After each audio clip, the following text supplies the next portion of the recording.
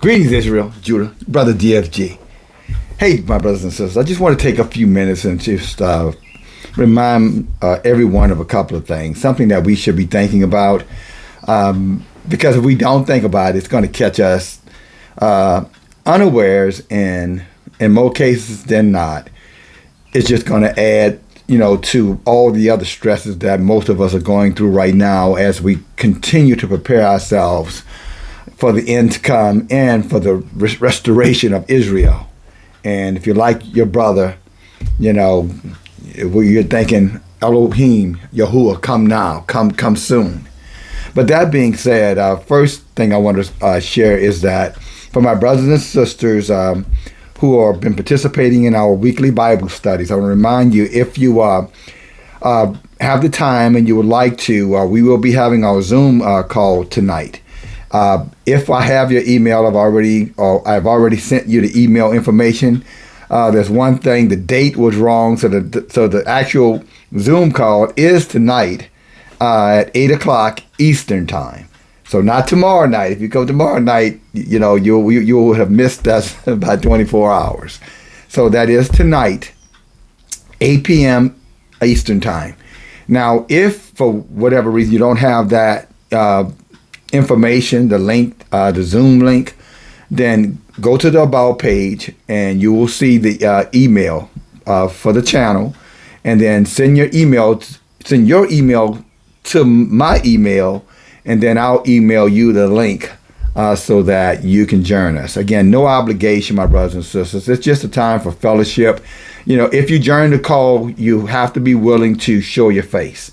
The call is not for concealment. Okay, so if you're not interested in showing your face, then the invitation would not be extended to you in that regard. It's to help us get familiar with one another and just talk about just world events, things that are going around us, and anything else we want to share. And again, at the end of the day, it's so that we can put names with faces as we continue to work towards becoming set apart. As Abiyah again brings the end, to your front door, for lack of a better word of saying that. Okay. Then the next thing, I'd like to just take a few minutes and share some scripture from the Apocryphal book, the book of Joshua, because I think it's appropriate for what many, again, as I stated a moment ago, many of us are feeling the oppression of the change that's happening in our lives. Some of the change is that because we're moving quicker towards prepping, we're moving quicker to gather in our loved ones. We're planning, making plans again, to where we're going to be, when the lights go out for the 3 nights, which I believe it's going to be a hell of a lot longer. But if you get through the 3 nights, everything else is going to be more or less okay. Here we are. But there's a lot of stress and there's a lot of pressure with that. I know a lot of us are being stressed out with, what are my resources? Who are, what are the key things that I need to have? Where are the key relationships, or what should those key relationships look like? Am I going to set apart by myself? Am I going to be with a community? All those pressures and stresses, that you're going through. I just want you to know, you're not alone going through that. We all are going through, some of those things. But in the process of going through those things, I just want to remind my brothers and sisters that, our enemies, spiritual enemies, I'm talking about the demons who we can't see, and our physical enemies, the demons that we can see. They are going to conspire, brothers and sisters, to do whatever they think they need to do to discourage us and to keep us complacent, to keep us in a position of vulnerability, because they cannot afford for us to break away from the masses, come out of the matrix of deception and all of its many tentacles that it has. And its primary tentacle is religion and government. Really, religion, government, and finances. And those are the three arms of the weapon to keep us locked in, to keep us under control, because what they're going to be rolling out to the masses, or they're already rolling out to the masses, they cannot afford to have any outliers. Just like when they were pushing, the other agenda, they were very angry at the outliers. Those of us who said, hell no, we won't go. Or hell no, we're not taking it. Whichever way you may have been saying it. Well, just like they were very salty and bitter and angry towards us for that, it's going to come again. It's already here. And for the truth, you will pay a price. The truth is not free in this world. Before Abba Yah, the truth is sovereign. The truth will truly set you free, because it breaks breaks you out of the matrix. It causes you to be able to come out. A lot of the people that are going to come at you are afraid themselves, and you make them more afraid because they feel as if you break out, then that means they are locked in, and they don't want to acknowledge the fact that they're locked in, so therefore they can't afford for you to break out. But in order for us to survive the wrath to come, we have to come out.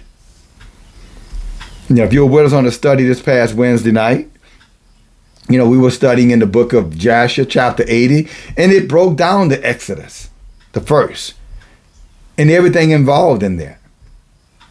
And Moses and Aaron went to Israel and told Israel they needed to leave, come out of Egypt, the cities, the system. And many of them said, no, hell no, we won't go again, but in the opposite this time. They said, we're not leaving Egypt to go into no wilderness. We don't know nothing about that. There's wild animals out there. There's danger out there. No, leave us alone. And they paid for that rebellion. They paid for that rebellion with their lives. You can go back and study it yourself and see what happened. I'm sure many of them were saying, well, y'all didn't tell that to me. Y'all, so I'm going to wait for Yahuwah to tell it to me. And you know what the book says? Moses and Aaron warned the people, and they refused to listen to Moses and Aaron, and they were destroyed right along with the heathens.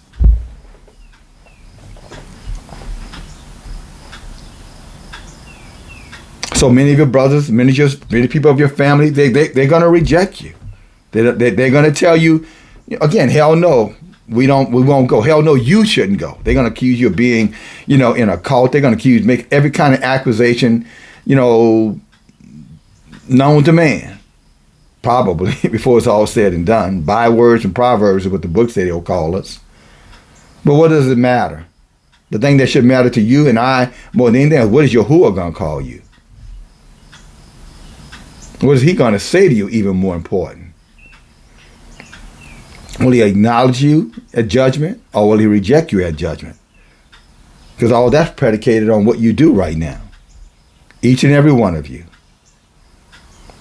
And if you're going to let, pressure and a feeling of isolation and, name calling, take precedence over what is truth, the word is truth. You're in the book, they're not in the book, or if they're in the book, they're in in religious, theology, ideology, believing and teaching doctrine of men that was not put here for us, you, Israel. And so you're going to have to be okay with the rejection, is what I'm saying. And you're going to have to be good with taking heed when Abba Yah sends his men to your door, or through the platforms, or however you're hearing it, or hearing this. You're going to have to be okay with that. So if you truly are a fighter, then you don't run, when your opponent shows up. You stand your ground, and you pick these up, or this up,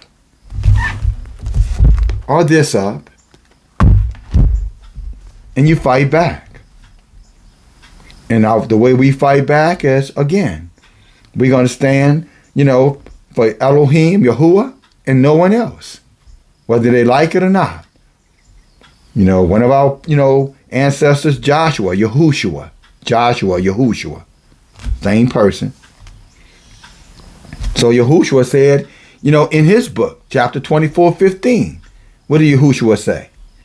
All y'all who have seen everything that's been happening to our people. And Yahushua described the period of time when our people were in captivity, because at this point, they had been out for a while. They had forgotten their struggles. They had forgotten the suffering and the pain and the losses that their forefathers had suffered for hundreds of years. Very similar to what's happening right now with our people, with this, the past is the past, y'all need to get over, ignorance. Those who don't remember the past are doing the repeated, that makes you vulnerable, makes you easy to be taken advantage of.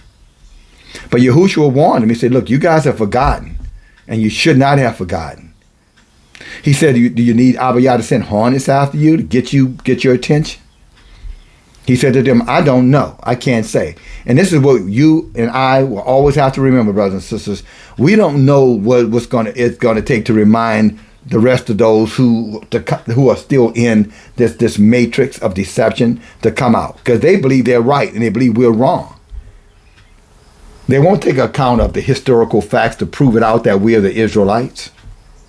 And even if they know, they still won't take that information and look at the history throughout the Tanakh and the cipher of the oppression and the genuine bitterness against us, not because of the color of our skin, but because who we are, the bloodline. And they hate that bloodline. And most of them have no idea why, by the way. It's a perpetual hatred that they were born into, or it was put into them. It's almost like a Hatfields McCoy kind of thing, if you're familiar with the feuding. Back in the, I want to say, late 1800s in America. But it's a blood feud. And they don't even understand how it started. So to look and to think that they're going to just join in because you came in, or they're going to step aside and let you through, I just want to remind you, it's just not going to be that simple. And Yahushua warned him. He said, look, y'all do whatever y'all want to do. Again, go read it in the book of Joshua's book. You can read the whole chapter 24 to get more, context around what I'm sharing with you. But he told him, he said, look, y'all can do whatever y'all want to do. At the end of the day, that's totally up to you. But as far as my family, my man servant, my women servants, all of those who belong to me, we're going to serve Yahuwah and Yahuwah exclusively. And we're going to serve him according to the Torah and nothing else. And that's where he took his stand. And many of the people, they didn't listen to Joshua. And ultimately, they ended up back in bondage again. Wars and more wars. Suffering, unnecessary. Sufferings to the point where that they were eating their own children. Y'all know some of the stories. Go read into the other books. You'll find them. Ezekiel, for example, you see, they were eating their babies. Jeremiah, you know what I'm saying? It was, again, 2 Chronicles, it's there, cooking their children. And worse. That's if there could be anything worse, but I know it's hard to believe it could be anything worse, but worse. And history is going to repeat itself. Not because we're mean and we're negative. It is Yah's plan. And there's nothing you can do to change it. It is Yahuwah's plan. And I'm sure when we get into the new heaven, we are part of the new heaven and the new earth, I'm sure if you have any questions about why, hopefully you'll feel emboldened to go and ask him then. Until then, it's going to be about trusting his truth as it is written in his Torah. Joshua did, Moses did, Aaron did, many did, but many did not. And I say this to my brothers and sisters again, and I warned about this some months ago, well, really about a month ago, that there were going to be a lot of distractions coming. There were going to be a lot of, Satan was going to start to send his army towards us. Not because we're big, not because we have a lot of followers, not because it's because we have the truth.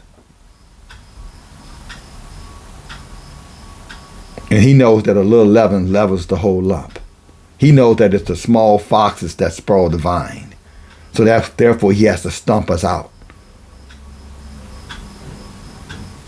before we catch, or before the mass knowledge or the knowledge that Abba has put in begins to increase, and that 1/3 wakes up, and then he knows his end is here. Absolute end is here. He knows the book too. All of his followers know the book, but they know it in a personal way. We're learning the book through the scripture and through the guiding of our Abba Yah's, presence in our lives, through our faithful prayer, our integrity, our humble heart towards him. But they know it intuitively, but they only know one side of the story. They know the death and damnation side of the story, and they know that they're the center characters in that story, in our story.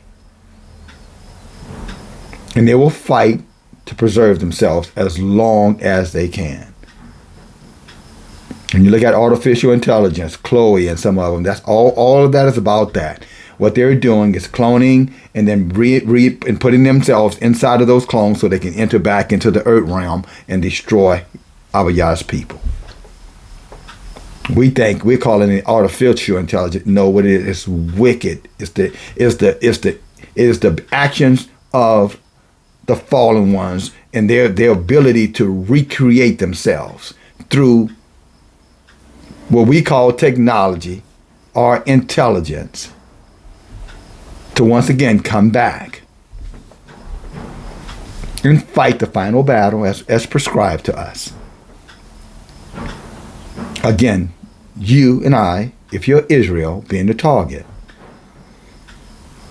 And they're going to send their minions. That's all I can call them, is minions, because I don't mean it as in saying that they're not effective and they're not harmful. They're extremely effective and they're extremely harmful.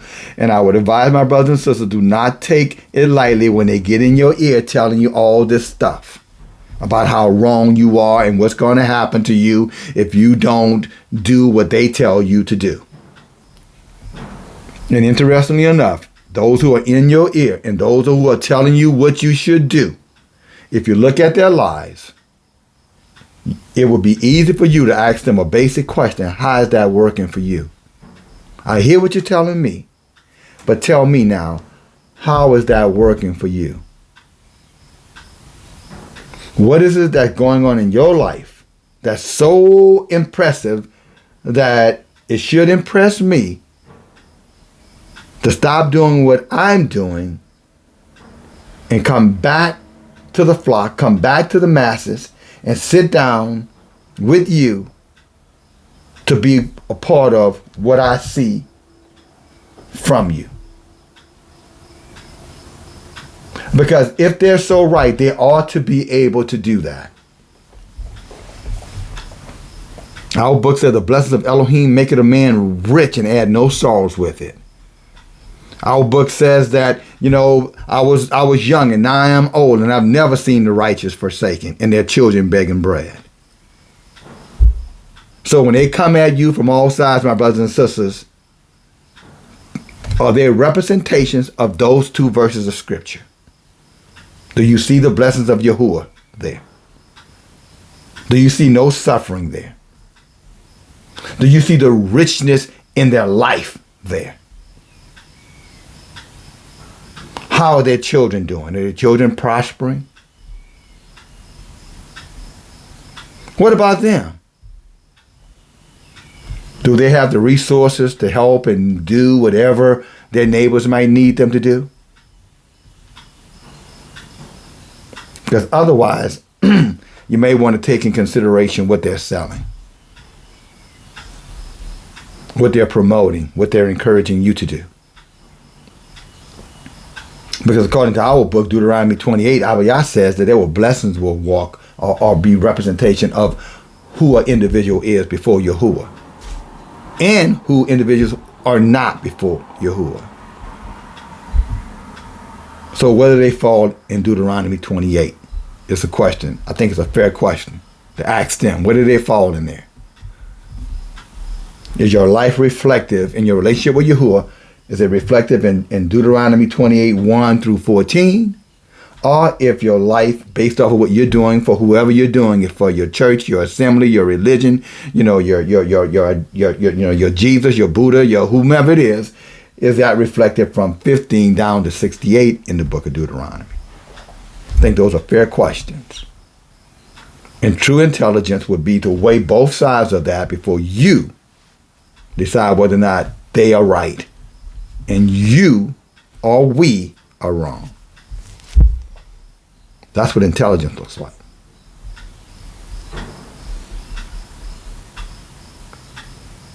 And I don't know about you guys, but from where I sit, I see the same thing Joshua saw.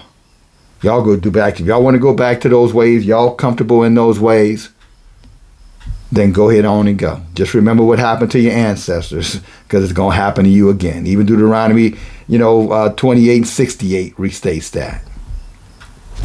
If I got that right, just want to make sure. Because it says they're going back on slave ships. Of course, you listen to some of their teachers, they're teaching, oh no, it's going to be comfortable cruise ships with luxury seats. Yeah, 68, Deuteronomy 28, 68. That's a part of the promise of Abiyah for rebellion against his Torah, which most of them are telling you not to do, or telling you that you can mix the Torah with their religion, clean with unclean, idolatry with sovereignty of one sovereign, Yahuwah, and they're telling you it's not going to do you no harm. That it's okay. It was supposed to be that way. Clever. David said they had those smooth words. Their words were what? Smooth as butter. That's Psalms 55:21. But they did have a knife in their hand. And that knife was to slaughter the true sheep of Yahuwah. The remnant, the elect of Israel and Judah.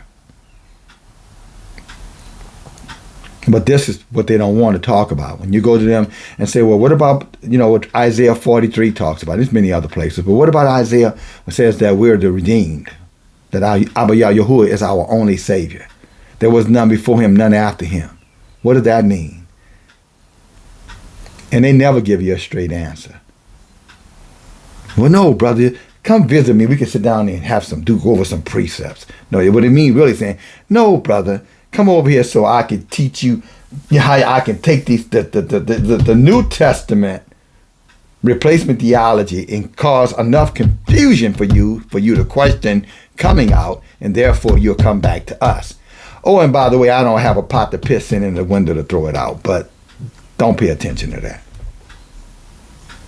Because Abiyah is lying when he said the blessings of Elohim maketh a man rich.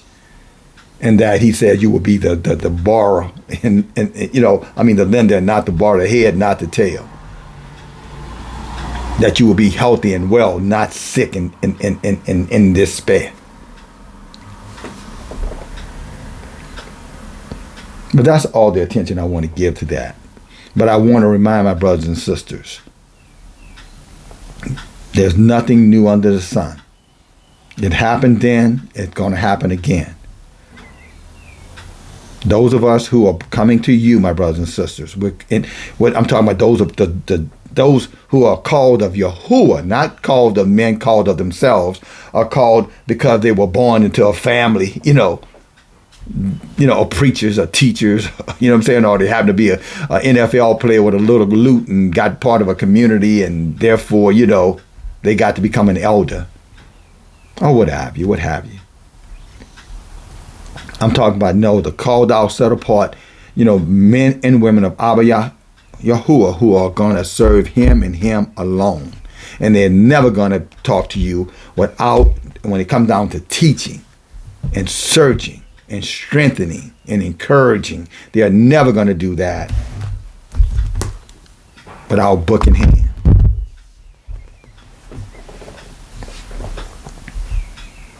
Because they want their words to be a testimony before Yahuwah.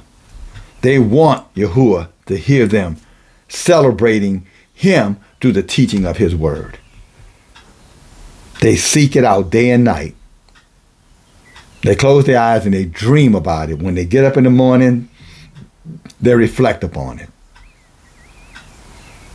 We are of those men and women.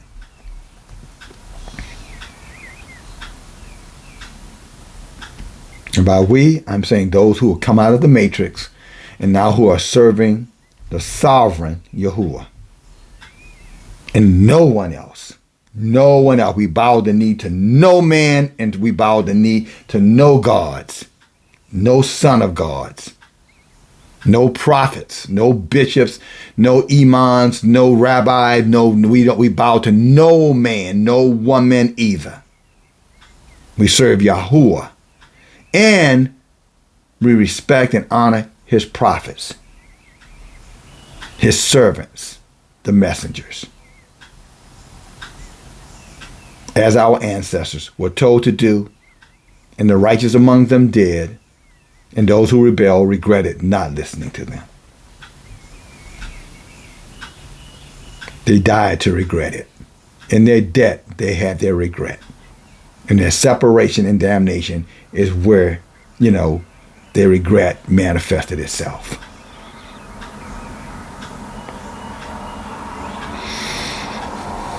Deuteronomy, 18 and 22 tells you that, if a man or woman claim to be a prophet of Abba Yah, and if their words, if they speak to you, do not come to pass, then count them as a lying prophet. And their demons around us now are so clever, they don't give you any timeline. They just give you a prophecy, but it's an open-ended prophecy. Well, it'll happen one day, and it could happen, and maybe.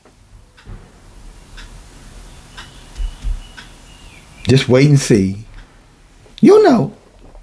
You'll know when the time comes. Another clever way of deceiving Abba Yah's people. If you go through, whenever Abba Yah had a message for the people, he told the people when, and most of the time it was immediate.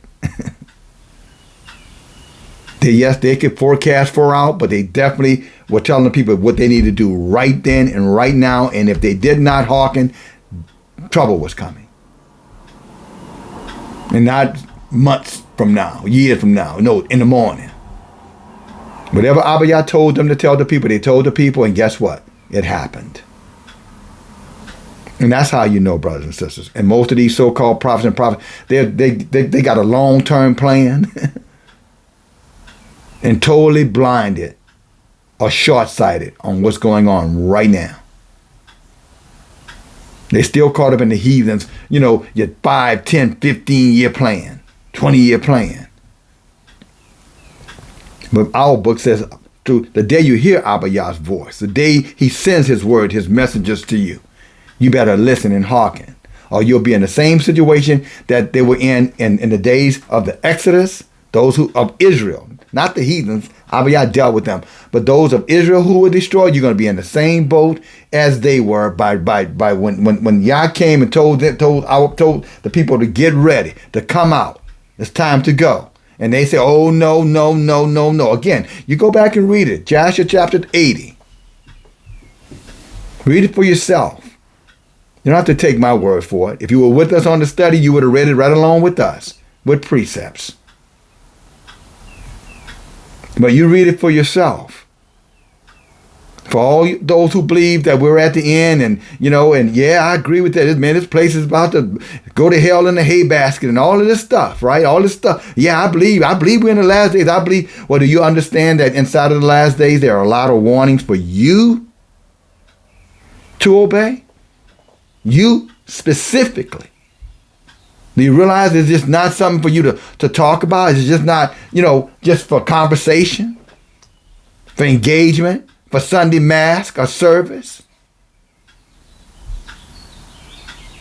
That is full of warnings for you. The heathens too. But of course, like their forefathers, they're in rebellion. They're naturally in rebellion to Yah. But them too. The warning goes for them too. Yah is going to destroy them from the last one that popped out of their butts to the oldest one who about to fall into the cemetery holes dug for them. But unfortunately, 2/3 of Israel, our people we are related to, the bloodline, are going to suffer. The same thing they're going to suffer. Because they're quick to say, I'm an Israelite. They're quick to say, I know we're in the last days. But when it comes down to standards and expectations and accountability and obedience, that's where they draw the line in the sand and say, oh, no. I love this sour pizza too much. This pizza good, man. You crazy? I ain't bought cat and sour pizza. Do the right thing, Marlon. Okay, enough of that. But that's their attitude. No, I love my life, even if it's shitty. That's the mentality of those who refuse to change when change is upon them. And it's upon all of us now, brothers and sisters. You have no choice in it. You can stick your head in the sand like an ostrich, but everybody sees you, and most importantly, Yah sees you. Oh, Satan too. The demons, not the one. The innumerable demons. Zillions of them, trillions, zillions. Standing before you at all times in your ear, trying to distract you, trying to get you to serve other Elohims. Trying to tell you that Yahuwah is not enough for you. He needs help because he was impotent. He was ineffective. He just couldn't get the job done. In the end, he had to come up with a son. Wow. Wow. But they believe it. They're sincere. Sincerely wrong, but they're sincere. And so when the enemy comes in like a flood, Isaiah 54:17, when he comes in like a flood, you need to be ready, brothers and sisters. Coming in like a flood is that you're at risk of, being harmed. Means another word for destruction come.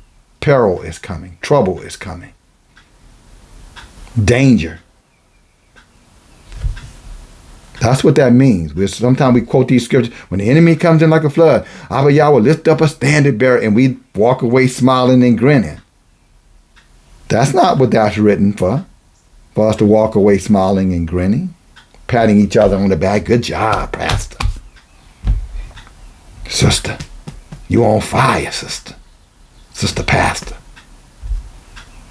Girlfriend. No, when it says the enemy comes in like a flood, brothers and sisters, meaning that it's coming after you. You're in danger.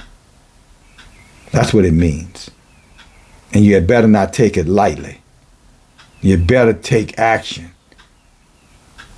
If you have a float, a life vest, a boat, you better get it out and dust it off. If it needs gas to run, you better get to the gas station. If it's a paddle boat, you better find the paddles. That's what it's saying. Is that what you're hearing? Is that what you're understanding? Because that's the intention of that statement, that verse. It's a warning.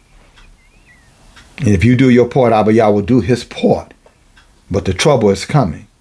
And his part is getting us grounded in his Torah. That's his part. Getting us so strong in the truth that no weapon formed against us is going to cause us to falter or quit or turn back. That's what that means. But a weapon is a weapon. That means they're going to come to harm us.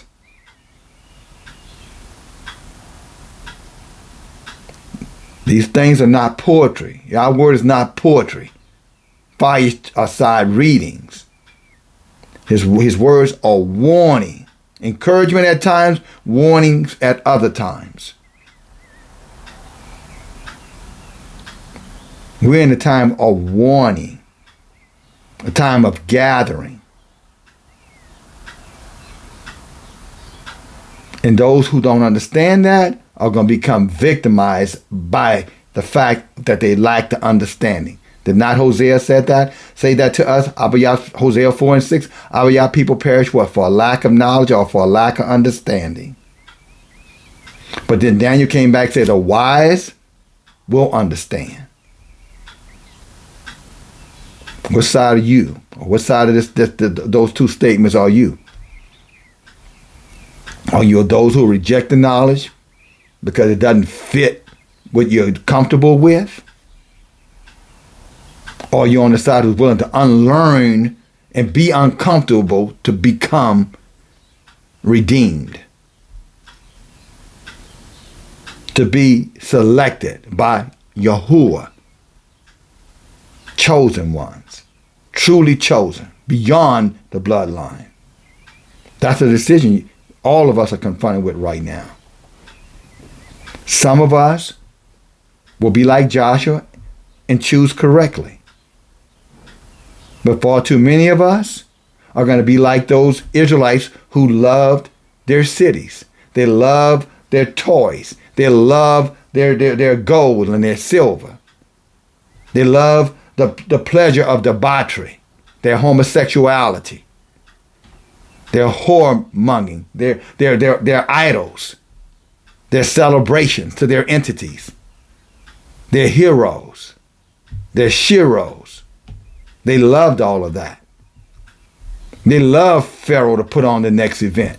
They couldn't wait for the next heathen holiday to come so they can have another party and get drunk and do whatever.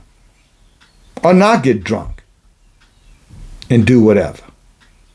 Or just sit amongst the debauchery and watch others do whatever.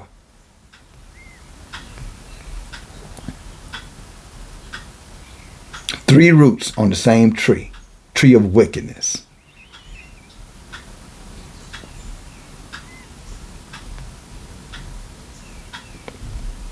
So this message is to my brothers and sisters. It's a clarion call.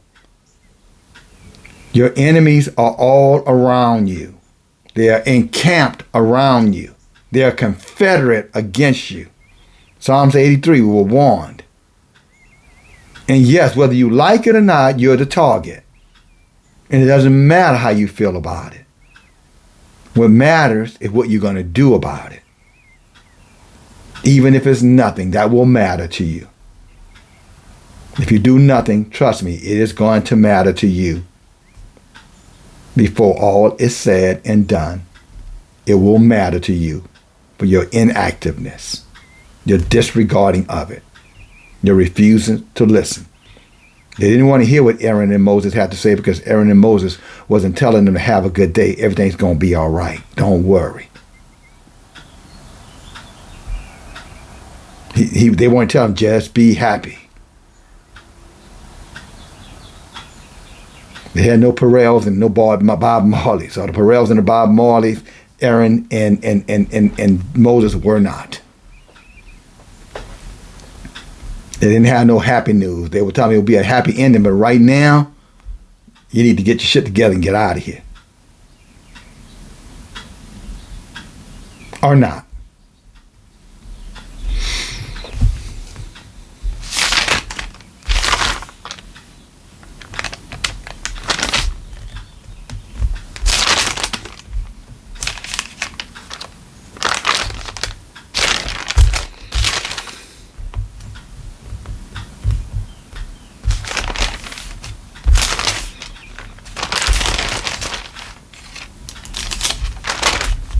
Brothers and sisters, I'm going to share this with us. And then I'm going to, let our people go. I'll let you go. Get on to what you're doing.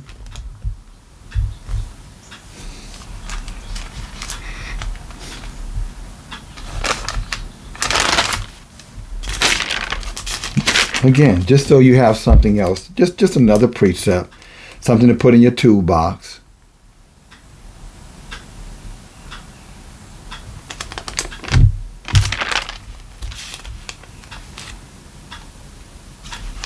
You ready?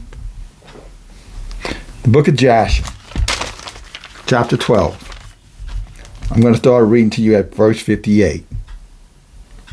And Nimrod listened to the voice of Anuk, and he sent some of his servants in secret to go and seize Avram. This is Abraham before he became Abraham. And to bring him forth to the king to suffer death. And again, we know the story of Abraham being a friend of Elohim, and we know what happened with Isaac, and we know what happened with Sarah. We know about, Hagar and the angels and Lot and Sodom and Gomorrah. But there were a lot of things about Abraham hidden from us, brothers and sisters, in the book of Genesis. That's why we need Jasher and Jubilees and some of these other books that call out and give us more exposure to what really went on, the details. How that old saying goes, the devil is in the details. Well, see, Satan knows that you can find him in the details, so he hides the details and give you generalities to keep you in ignorance. That's his intent. Our intent is to fight against that, to give you the details, so you may see him in all of his cleverness, in her cleverness. Because yes, there are female devils. They didn't come from above. There's no females up there. But there are a lot of them down here. The seed of the fallen. If you go back and you look at the Exodus when our people were coming out of Egypt and Yah started killing the firstborn, it wasn't just the men. He was killing the firstborn men and the firstborn women. Both of them he destroyed, men and women. Yah is no respecter of person. So you sisters out there, don't think you're going to get a pass because, he's your husband, as some of y'all like to say. He's not. We all are considered the bride, men and women. It's a term of endearment, and at worst, a term of judgment. Breaking wedlock, adulteress, whoredoms, Israel, treacherous, Israel. Jeremiah chapter 5, read it. But Avram had a lot much more to him than just the little tidbits you get out of Genesis. Let's go a little further here. Verse 59, and Eleazar, Abram's servant, whom the king had given him, was at that time in the presence of the king, and he heard what Anak had advised the king. Anak is just one of the wise men, one of the wise counselors of the king, a musician, sorcerer, always in the ear of Abiyah's, of the leadership, They're always going to have their little sorcerers and what have you in their ear telling them things. Because most of these heathens at high level places, they don't know the difference between what is right and wrong. All they know about is self-preservation. How to stay on top. Here they call it white superiority.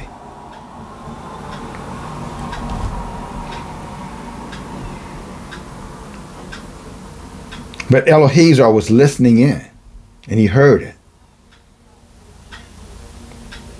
And Eleazar heard the king, or what he had said, and that the king wanted to kill Abram. And Eleazar said to Abram, hasten up and rise and save your soul. See, this is the warning of Abiyah's messengers again. Abiyah put some of us in strategic places to clearly understand what's coming down the pipeline, where the harm is going to be coming from. And he puts us in front of our people to tell our people, time to leave. Time to shut it down. The show is over with. The lights are about to come up. And if you don't leave now, they're going to send the police in here to run you out of here. When Abiyah loves you, he will provide that for you. When you love yourself, you will listen to that advice. Sisters and brothers. But again, another witness. A man coming and telling the man what's about to happen. Because very easily say, well, why didn't Yahuwah just tell Abram? Because again, Yahuwah has his own processes, and we don't get to determine how he communicates that. If he says, I'm not going to hide, or should I keep a secret from my servants the prophet? No, then that's what he's going to do. It doesn't matter how we feel about it. Again, what matters is whether or not we respect it enough to listen, because it's for our benefit. Let's see what Abraham did. Did he brush him off and say, I'm waiting on Yah? Let's see what he did. Verse 60 again. And Eliezer said to Abram, hasten, rise up, save yourself, that you may not die through the hands of this wicked king. For thus did he see in a dream concerning you, and thus did Eunuch interpret it. And also did Eunuch advise the king concerning you, crafty counsel against us. Still going on. And there are men like us, like Eliezer. Some of them are even strangers. Eliezer was a stranger, let me be clear. We're not, but he was. And even he was telling, y'all better get yourself together. You better get on out of here. It's coming. That's what you hear right now on a lot of these profiles. They're telling 200 million Americans are going to be demised by 2025. That artificial intelligence is going to take all the jobs. And you'll have time to do whatever you want to do, 4-hour work with, with a universal income, where you can only go 15 minutes from where you live. And anything that you do, if you cough, they're going to know about it. Any transaction you have, they're going to monitor it. They're telling it.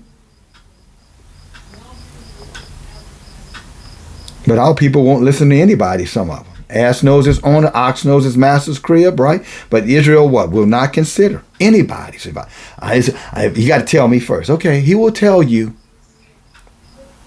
as he's judging you. And you know what he's going to tell some of our brothers and sisters who are in rebellion? I warned you, but you didn't listen. Therefore, I'm judging you for your rebellion. When the word came to you, you were to obey it. I didn't care about your sacrifices. Do you know to obey is better than to sacrifice? Do you know that your rebellion is witchcraft? In other words, you got mad because you didn't like what you heard, but you're not a witch. You got mad because you didn't like what you heard, which is rebellion,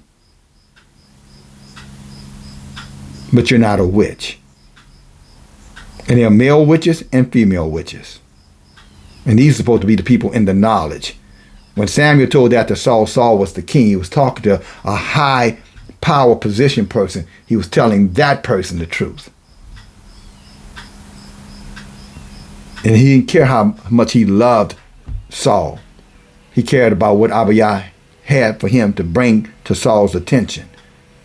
Saul was practicing idolatry, serving men, respecting or having respect of people or persons. He was told to destroy the Amalek, every last one of them, including their king. But he decided to do what he wanted to do. And then when the shit hit the fan, he blamed everybody. Took no responsibility for anything.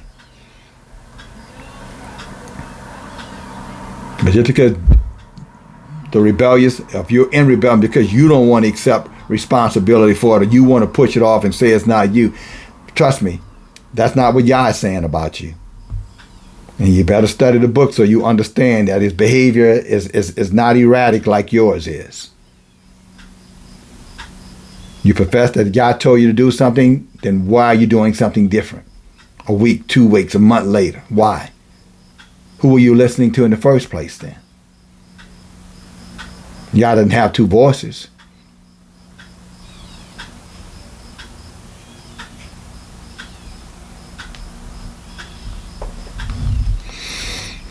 He listened, Abraham, to the messenger.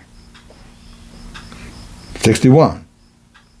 And Abraham hastened, and he ran for the safety of the house of Noah and his son Shem. And he concealed himself there and found a place of safety. Again, as we tell people, as Aaron and Moses told me, y'all need to come out of here. Come, get out of these cities. Get out of this danger. Come from under this system of oppression. And our people that are coming out, they're hunkering down. No, I'm just gonna hunker down. I'm hunkering down. I don't care. I'm just gonna hunker down and Yah got me. No. Who told you that? How much of that is you and your plan versus Yahuwah's plan? Who did you consult with?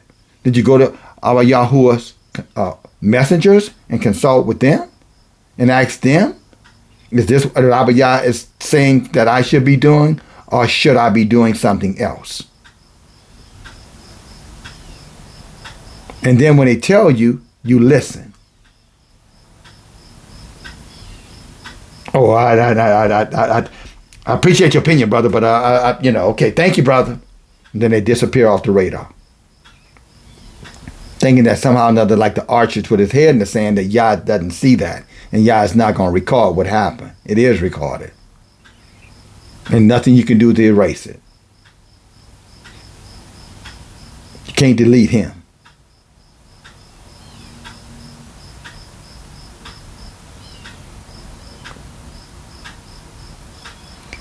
And the king's servants came to Abraham's house to seek him. In other words, the enemy is going to be coming door to door, brothers and sisters.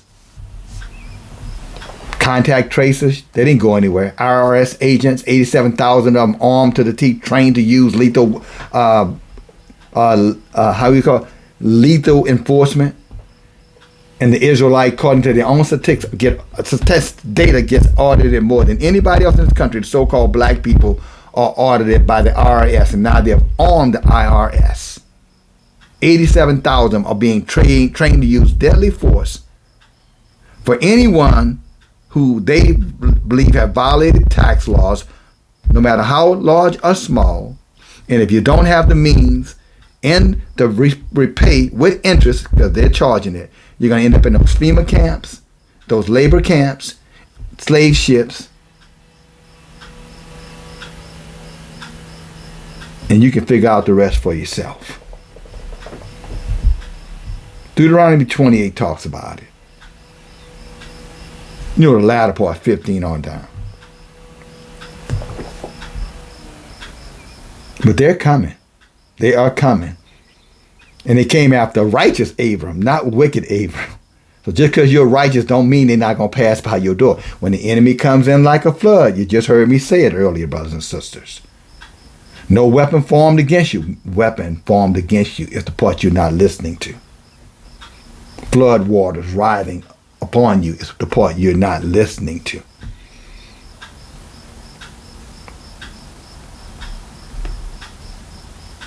There's going to be an action, and you have to understand the appropriate reaction. In Egypt, many people sat there in the darkness for 3 days, and when the 3 days passed, they died right where they were sitting or lying. Go read it. They thought their houses were going to protect them, and Yah sent a sea monster to tear open the roof and reach in there and unlock the doors and let the enemy in. So the safety of your home is not going to be enough unless Abba Yah has given you direction and has put you in a position with like-minded believers and validation from those he sent to you for you, because he loves you enough. So you don't have to hear many voices, one voice through his messenger. And now you're sealed in and you're safe.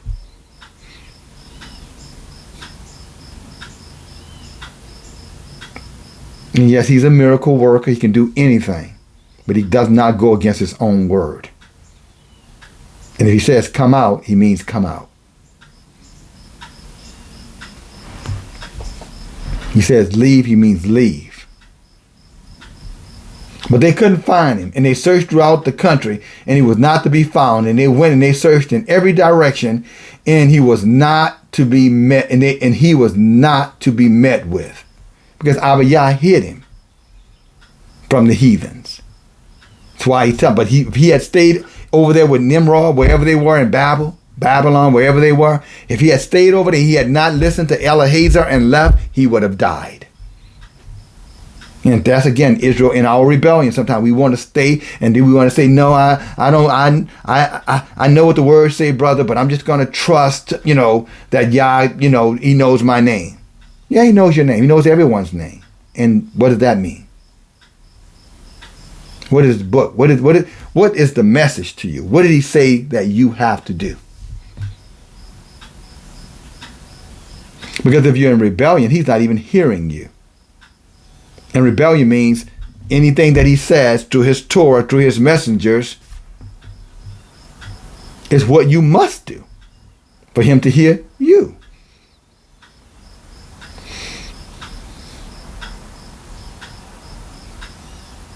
Show me in the word where he said you can reject his messengers. When Samuel went to the people and warned the people about having a king, and they told him, no, we want a king anyways, Abiyah told Samuel, hey, Samuel, when they rejected you, they weren't rejecting you. They were rejecting me.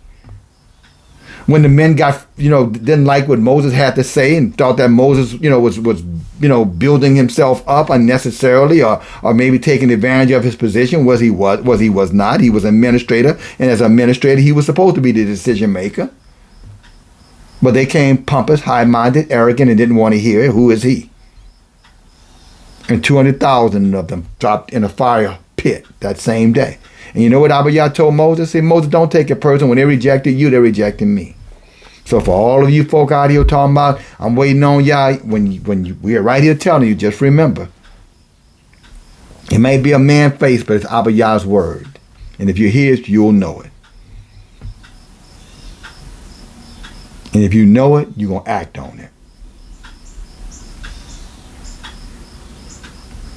If you don't, then it should be obvious. I don't have to spell that out. Verse 62. And when the king's servants could not find Abram, they returned to the king, but the king's anger was against Abram. But the king's anger against Abram was stilled, as they did not find him, and the king drove from his mind the matter concerning Abram. So when he couldn't find him, he just left him alone. That's why Abiyah wants us to get away from these demons, these devils, these heathens, out of sight, out of mind. Perfect example of that. Verse 63. And Abram concealed himself in Noah's house for a month. Noah was a righteous man of God. This is the same Noah who had preached to Israel to the people for 120 years to repent, that the end was near, that the flood waters were coming, and they laughed at him, they scorned him, they mocked him until it was far too late. And then they repented, and he laughed at them. Oh, he screamed. He didn't laugh at them. He told them, you should have repented when you had the time. You should have listened to what he said. Well, y'all didn't tell us what he told Moses. He told Abram. He told Noah. Noah was the voice of Yahuwah. Who is your voice of Yahuwah? Because all of us have one. Except we be his messenger. And there's accountability with that. And it does not happen overnight, in a dream, in a vision. And you can't get ordained into it or bond into it.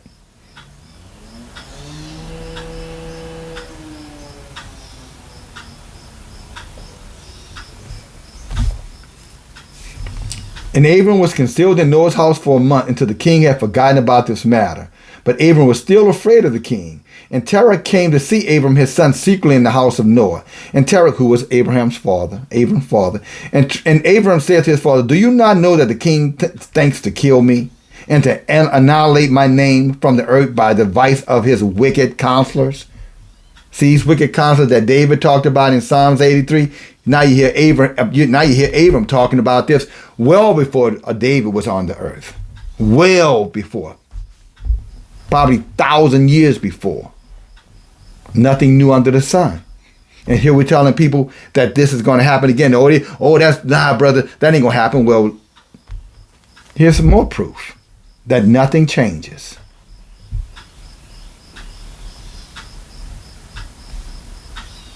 Again, Ecclesiastes 1:9. What was is, and what is was. Nothing new under the sun. This should not be difficult for any of us, brothers and sisters, to understand and to follow this path. It's an easy, clear path. But see, when your heart is in idolatry and your heart is for loving the things on this earth more than you love your own self, more than you love your Creator, then when these words come, you're just going to blow them off like so many others do.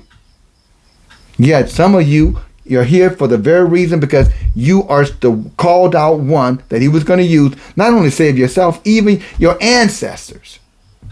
And that's a little bit deeper than I'm going to get into right now. But if you've been on a study on Wednesday night, you would have learned something about that. Talking about your ancestors who were deceived, did not know the truth because that knowledge had not been increased. That some of you play a part in what happens to them in eternity.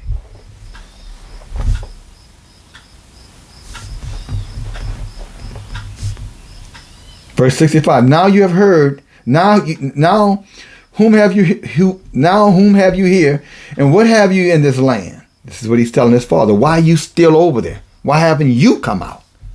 What's your problem, Dad? Mom, daughter, brother, sister? What's your problem? You don't see all the signs? You don't see all the indicators? Well, here's why his dad didn't leave. And brothers and sisters, I want y'all to listen to this very carefully, because this is where, it becomes real slippery. That's how a lot of us fall into the trap of rebellion unintentionally. You heard I said we fall into rebellion unintentionally. This is how it happens to a lot of us. Check this out. Verse 65. Now whom have you here, and what have you in this land? Arise, let us go together to the land of Canaan, and that we may be delivered from his hand, lest you perish also through him in the latter days. See what he's telling him is that you might be safe right now, but Dad, I'm telling you, your luck gonna run out. If he don't get you today, he'll get you tomorrow. If he don't get you tomorrow, he'll get you the day after tomorrow. But just understand, Dad, it's in his nature. We are his natural enemies. And Dad, don't trust him just because you don't think that way. You weren't raised that way. You don't believe that way. This is, in essence, what he's telling his dad. Let's go a little bit further. And he's talking about the wicked king, his dad provider. Because his dad is in a high place with that man. Watch. Verse 66. Do you not know, or have you not heard, that it is not through love that Nimrod gives you this honor, but it is only for his benefit? And too many of our people are confusing somebody loving us versus that we are beneficial to them. We're confusing being a benefit to someone with loving us.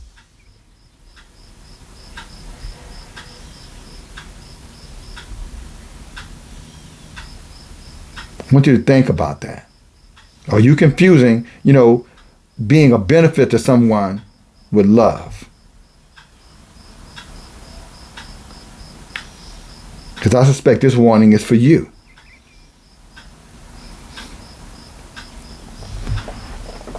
Goes on to say, let's go to 66 one more time. Do you not know, or have you not heard, that it is not through love that Nimrod gives you all this honor, but it is only for his benefit that he bestows all this good upon you? And this is what he's asking. Do you not realize that? And if he do unto you greater good than this, surely these are only vanities of the world, for wealth and riches cannot avail in the day of wrath and anger. And he's saying, Dad, all the money, all the tea in China, Dad, is not going to save you at the day of wrath and anger. When this man turns on you, he is going to turn on you completely. And all the money, gold and silver you have is not going to save you. And brothers and sisters, we've talked about that before. Far too many of our brothers and sisters are storing up resources, storing it up. I'm just going to hold on to it. I'm just going to hold on to it until it has no more value for you. What does it matter if you have it and the source and the resources that you want to use it for later on? As he's saying, when wrath and anger comes of Yahuwah, there is no resource for you. Money doesn't buy air. Well, it can buy air, but you can't eat it. You can't eat air and you can't eat money. You can't eat silver and you can't eat gold. You cannot. And storing up is not going to do you any good in the day of trouble. In wisdom, you use it as a resource, as a seed for yourself and for others. I know some of you don't like to hear that. Well, too bad. Still the truth.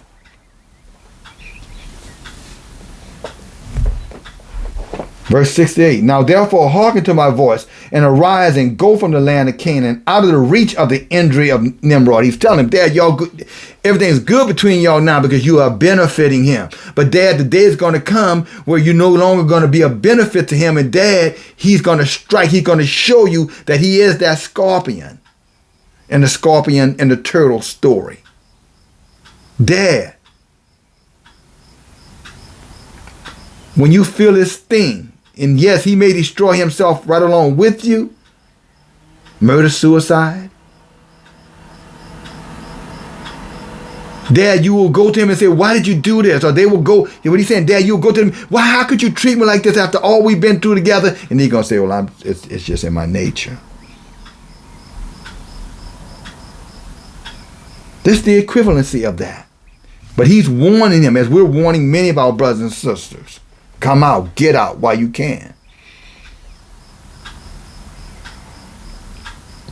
But see, when the door of that ark was sealed, when Lot and his daughter had left, and his wife, even though she had not really left, she left but didn't want to leave.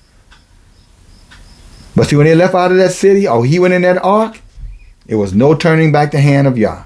If you go back, you read, what we were studying in the Bible study this past Wednesday night, Joshua 80, Yah just kept pouring it on them, pouring it on them, pouring it on them, pouring it on them, pouring it on them. He just put it on them, and nobody could repent of it. Nobody could stop his hand. He just poured it on them. He just poured it on them 10 times. He just kept going. Until for the most part, they were on their knees begging Moses to tell Yahuwah to stop. Begging. And you know what Moshe told him? You should have listened when you were warned.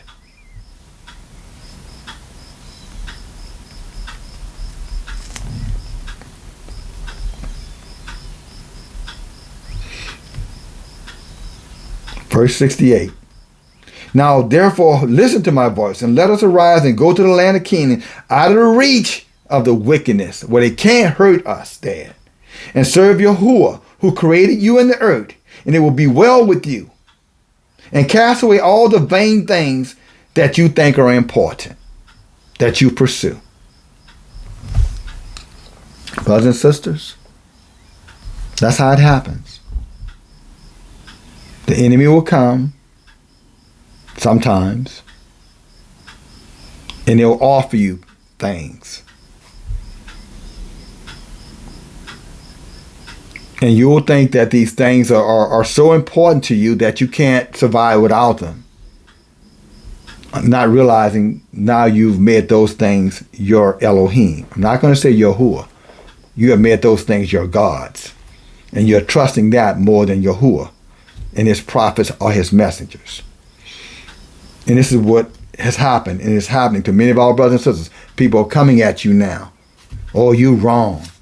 Y'all wrong. Don't believe what they're talking about. You mean to tell me you can't keep no holidays? And just for the record, Father's Day, brothers and sisters, that so many of our people are looking forward to this coming Sunday. Go back and look at the origins of Father's Day. Talking about for you, Israelites. For the enslaved Israelites. Those of you who are descendants of slaves. Whether you be in the islands or here in the America, in this country. Go back and look at it. Because you know what you're going to find out? In the celebrating of Father's Day, what you're really celebrating is all those Confederate generals who were fighting and dying to keep chains on your mothers and fathers' necks. Because their daughters, years later, the Confederate officers' daughters, wanted the president, I think it was Roosevelt at that time, to pay homage to their fallen. And Roosevelt said, well, we're not going to make a national holiday out of y'all rebellion, but we'll give you Sunday, since it's already a day of off non-paid holiday, and you can do that. You will give you that day, and that is the day you can celebrate. And they accepted that, the Daughters of Confederacy. And now here it is, this coming Sunday. A lot of our men, a lot of our women, who are the children of the enslaved, are going to be running around here giving the heathens their money again, spending resources that they need to be using for prepping and other things that truly matter in the name of appreciation. And the heathens are sitting over there just looking at us and saying, damn. Damn. How ironic they gave them Juneteenth in the same month that they celebrate the Confederate fallen.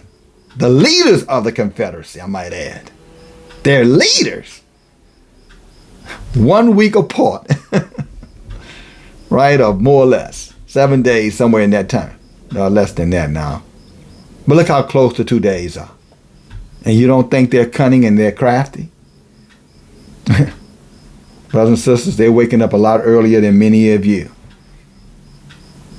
But Yah sent the messengers, one of them, to enlighten you, to remind you, to encourage you, and yes, to warn you. But at the end of the day, like you've heard your brother say many times, if it's to be, it's up to me. And you need to think about the same thing. If it's to do, that very well could be up to you. But Yah's not changing for you. He's just loving you enough to send the messengers to warn you.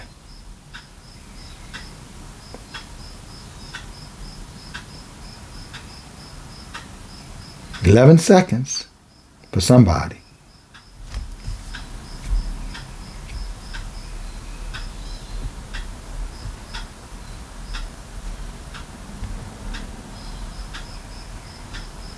Too late.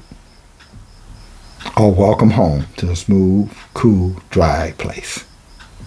Shalom.